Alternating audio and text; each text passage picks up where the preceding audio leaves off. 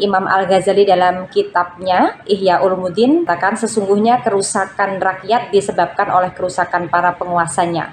Kerusakan penguasa disebabkan oleh kerusakan ulama disebabkan oleh cinta, harta, dan juga kedudukan.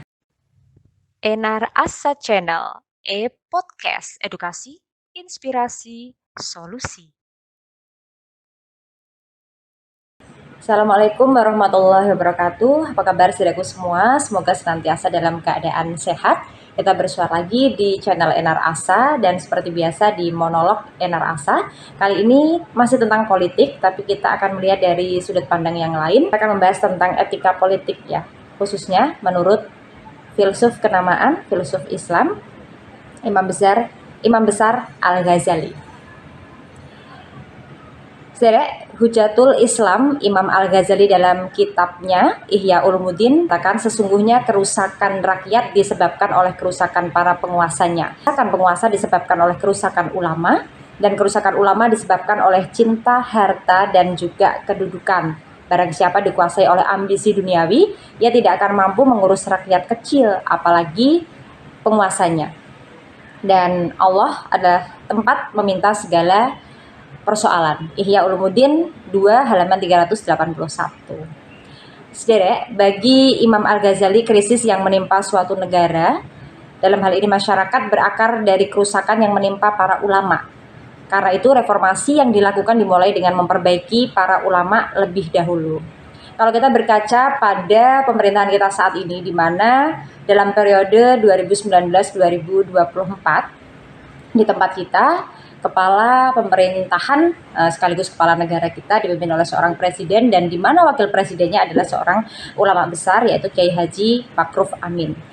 Melihat dari apa yang disampaikan oleh Imam Al-Ghazali, sebetulnya negara Indonesia sebagai negara yang sebetulnya bukan negara agama ya, juga telah mengadopsi atau menginspirasi nasihat daripada filsuf Islam tersebut atau Imam Al-Ghazali. Al-Ghazali pun telah menunjukkan dirinya sebagai ulama yang memiliki pemikiran cemerlang. Siapa yang tidak kenal dengan Imam Al-Ghazali, yang disegani dan diterima oleh para pejabat negara serta para ulama lain pada zamannya. Pikiran-pikiran utama Imam Al-Ghazali tentang politik bisa saudara sekalian lihat dalam karya-karya beliau. Ada dalam buku Al-Tibri Al-Masbuk fi Nasihati Al-Muluk. Buku ini adalah kumpulan nasihat yang ditujukan Sultan Muhammad Ibnu Malik Shah dari dinasti Saljuk. Kandungan utama kumpulan surat-surat nasihat itu dapat dikelompokkan ke dalam dua poin besar. Yang pertama, Imam Al-Ghazali memprioritaskan pada kekuatan akidah tauhid atau yang kita tahu keesaan Tuhan. Kemudian yang kedua berisi nasihat-nasihat moral atau yang kita tahu dengan etika, akhlak, dan keutamaan ilmu dan juga ulama. Kalau kita tahu di tempat kita sepanjang sejarah, kita juga tahu bahwa ada beberapa pendapat juga. Salah satunya saya mengutip dari seorang politisi juga pada zamannya. Pada waktu itu, kalau saudara sekalian mengikuti bahwa ada kiai besar juga, kiai ini juga belakangan juga namanya kembali viral sebagai guru daripada Kiai Haji Ma'ruf, wakil presiden kita, yakni adalah Kiai Haji Sukron Makmun, bahwa beliau memiliki sebuah pemikiran ulama tidak bisa dipisahkan daripada negara karena memiliki peran yang penting. Banyak pendapat yang mengatakan bahwa ketika ulama berpolitik itu tidak baik karena sudah ikut terlalu jauh dalam urusan negara. Padahal dalam teori daripada filsuf ataupun yang kita bahas hari ini, Imam Al-Ghazali mengatakan bahwa ulama tidak boleh dipisahkan dalam urusan negara karena memiliki peran yang sangat besar, khususnya dalam adab. Oke saudara, kepedulian politik Imam Al-Ghazali. Meskipun menulis banyak hal pada masalah tasawuf dan juga berkonsentrasi di pesantrennya sendiri yang jauh dari ibu kota Baghdad, Imam Al-Ghazali tetap sangat peduli dengan jalannya kekuasaan. Ia selalu memberikan nasihat pada para penguasa agar selalu menegakkan kalimah tauhid. Nah, nasihat tauhid ini dimaksudkan untuk melindungi para pejabat negara agar tidak terpengaruh dengan pemikiran Syiah Batiniyah yang berkembang pada zaman tersebut. Kelompok Batiniyah ini terkenal sebagai kelompok sesat sempalan yang radikal. Nasihat-nasihat Imam Al-Ghazali itu sangat berpengaruh terhadap kestabilan politik pada waktu itu di kepemimpinan Sultan Seljuk, terutama untuk meredam gerakan Syiah Batiniyah. Penguasa Nizam Al-Muluk akhirnya menyatakan bahwa Batiniyah adalah kelompok sesat. Menurut Sultan, tujuan utama gerakan mereka sebenarnya adalah untuk menyingkirkan Muslim Sunni. Bisa dibaca dalam Abu Hamid Al-Ghazali Fadaih Al-Batiniyah pada halaman 11. Kemudian kita berlanjut ya. Selanjutnya di pembahasan berikutnya dalam kitab tersebut Imam Al-Ghazali memulai dengan menjelaskan tentang adab dan juga etika seorang pemimpin. Nah, di mana sekarang tidak hanya dalam agama, pandangan agama saja, bahwa etika di tempat kita itu kayaknya menempati urutan kesekian. Kenapa Enar mengatakan kayaknya? Itu dikarenakan misalnya, ini contoh ya, tidak ada hubungannya dengan agama. Misalnya orang berpartai A, tiba-tiba pindah ke partai B, atau orang di partai A kemudian melakukan segala cara, ya kan? Ini kita pakai pemikiran yang lain lagi. Kalau politik segala cara itu menyitir dari teorinya Machiavelli yang kita sering mengatakan bahwa politik segala cara atau menghalalkan segala cara. Nah, itu dia. Jadi etika ini cukup abai di tempat kita. Jadi ya kita biasa mengatakan bahwa politik saling jegal dan sebagainya, itu sebetulnya mereka cukup abai dalam konteks etika politik. Dan etika politik ini sangat ditekankan dalam pemikiran Imam Al-Ghazali. Kemudian Imam Al-Ghazali mengetahui hakikat kepemimpinan yang dia sebut dengan al-wilayah. Nah, bicara al-wilayah ini konteksnya pada hari ini, kalau tidak semua itu paham, mafhum dengan politik, pasti tahu yang namanya daerah pemilihan atau dapil. Nah, dapil atau daerah pemilihan di mana kita akan dipilih para wakil rakyat. Ini bisa lihat pada video Enar sebelumnya yang aktif berbondong-bondong ke DPR sehingga mereka berlomba-lomba berkampanye ke daerah pemilihannya. Nah, ini Imam Al-Ghazali menyebutkan dengan al-wilayah atau kekuasaan adalah kenikmatan yang diberikan oleh Allah Subhanahu wa taala jika digunakan untuk kemaslahatan umat manusia. Tapi dalam praktiknya kan sering ya disalahgunakan. Maka apabila seseorang diberi kenikmatan tersebut dalam hidupnya akan tetapi tidak mengetahui hakikat daripada nikmat ini yang berakibat pada zolim. Jadi latar belakang cikal bakal kenapa orang bisa zolim itu akibat menyalahgunakan kewenangannya. Begitu. Kemudian jika seseorang telah menempatkan posisi sebagai musuh Allah, dalam hal ini adalah tidak mengimani atas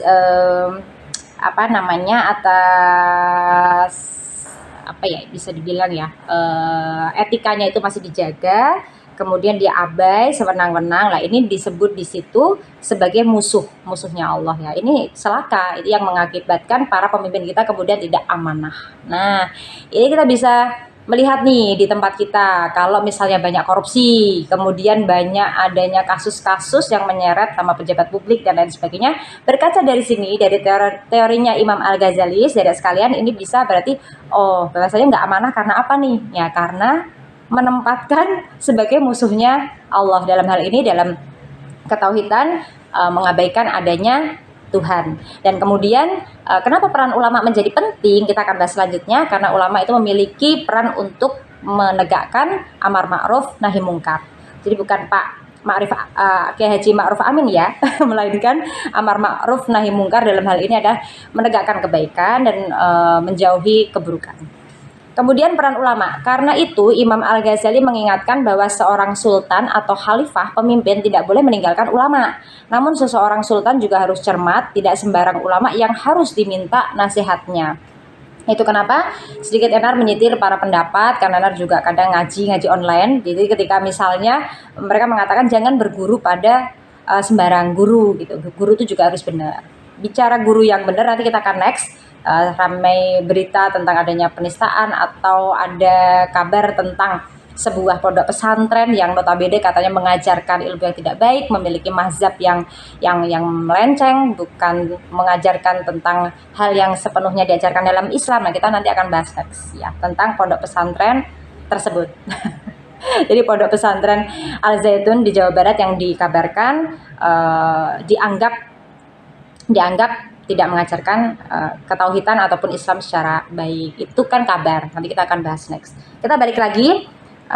masuk ke bab akhir ya, bahwa sanya dari usaha-usaha nasihat kepada khalifah terlihat bahwa memang negara ideal adalah negara yang orangnya memiliki satu basis iman yang kuat. Dalam hal ini sebetulnya basis Islam yang kuat. Tapi kalau kita mengadopsi negara kita bukan negara Islam melainkan negara Pancasila, dalam hal ini berarti masing-masing pemeluk agama ini harus memiliki keimanan atau ketauhidan terhadap keyakinannya tersebut, sehingga semua ajaran agama kan tidak mengajarkan keburukan, sehingga bagaimana dia mengimani tersebut dan takut terhadap Tuhannya sehingga tidak melakukan hal-hal yang zalim.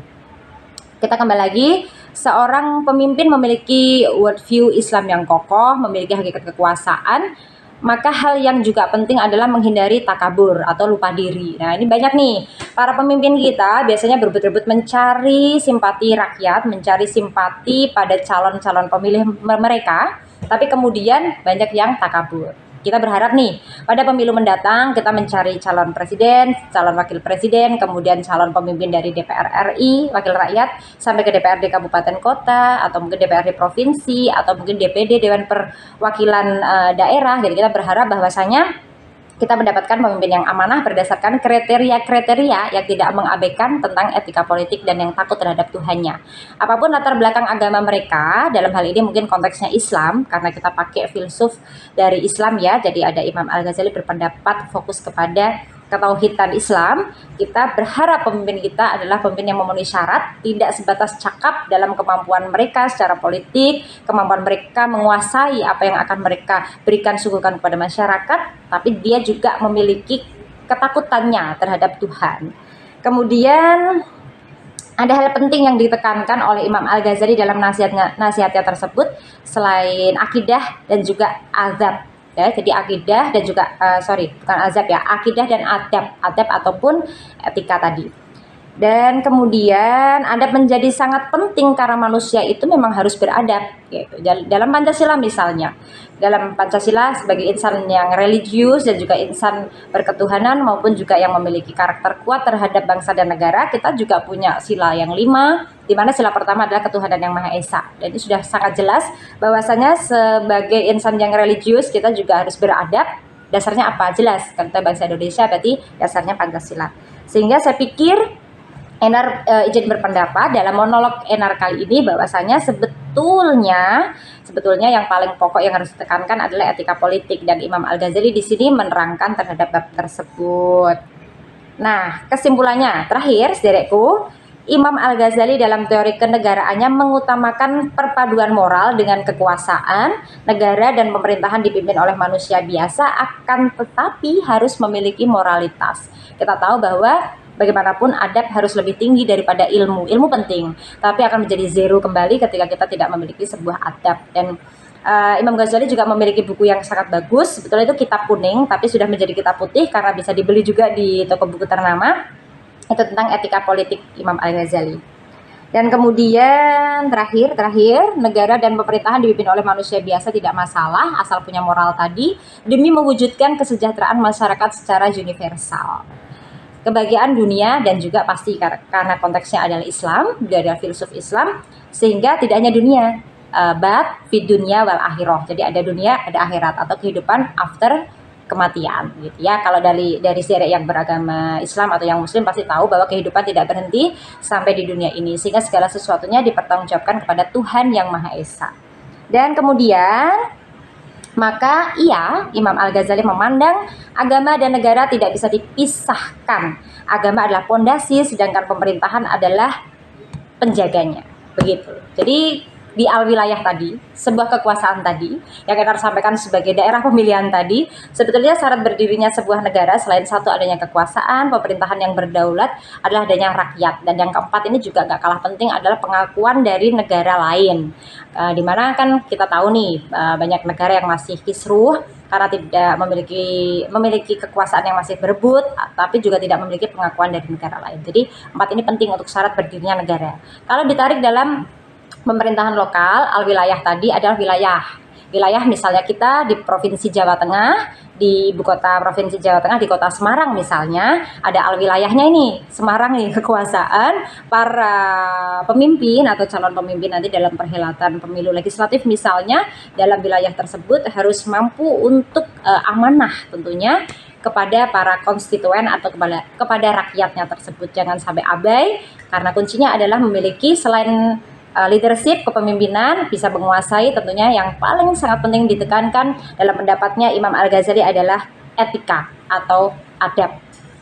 Oke saudaraku, terima kasih. Kita di monolog kali ini membahas tentang pemikiran politik Imam Al-Ghazali, dan juga besar harapan kita akan series, kita akan membahas dari sudut pandang yang lain juga. Tentu saya membutuhkan feedback dari saudara semua di kolom komentar. Jangan lupa like dulu, komen, subscribe pastinya. Terima kasih. Wassalamualaikum warahmatullahi wabarakatuh.